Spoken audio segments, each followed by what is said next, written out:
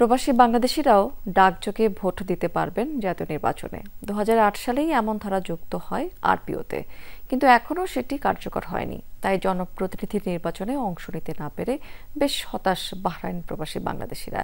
আসন্ন ত্রয়োদশ সংসদ নির্বাচনে পোস্টাল ভোটের মাধ্যমে অংশ নেওয়ার সুযোগ করে দিতে অন্তর্বর্তী সরকারের প্রতি আহ্বান জানিয়েছেন তারা।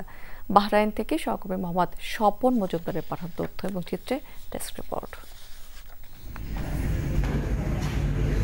আসন্ন ত্রয়োদশ জাতীয় সংসদ নির্বাচন নিয়ে উৎসাহের শেষ নেই বাহরাইন বসবাসরত প্রবাসী বাংলাদেশিদের। বহু বছর ধরে যারা দেশটিতে বসবাস করছেন তারা গেল নির্বাচনগুলোতে পাননি ভোট দেওয়ার সুযোগ।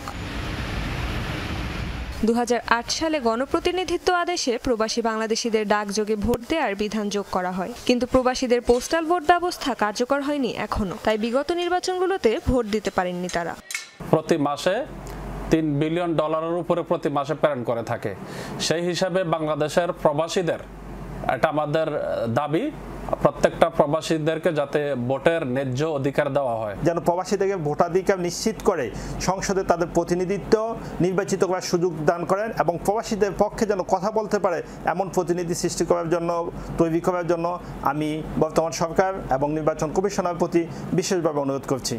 প্রবাসীরা বলছেন, অন্তর্বর্তী সরকারের প্রধান উপদেষ্টা ডক্টর মোহাম্মদ ইউনূস প্রবাসীদের ভোটাধিকার প্রতিষ্ঠার পক্ষে মত দিলেও রাজনৈতিক মহলে এ নিয়ে এখনও রয়েছে অনিশ্চয়তা। ইসি দ্রুতই পোস্টাল ভোট কার্যকরে পদক্ষেপ নেবে বলে আশা তাদের।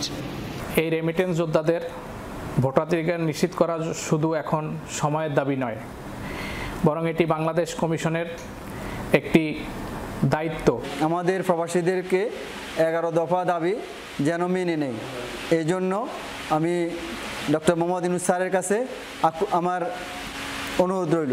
বাহরাইন প্রবাসীরা বলছেন, রেমিটেন্স যোদ্ধাদের ভোটাধিকার নিশ্চিত করা এখন সময়ের দাবি। শুধু রেমিটেন্স পাঠিয়েই নয়, ভোটদানের মাধ্যমে দেশের উন্নয়নে অংশ নিতে চান তারা। রেজবানা সায়মা, যমুনা নিউজ।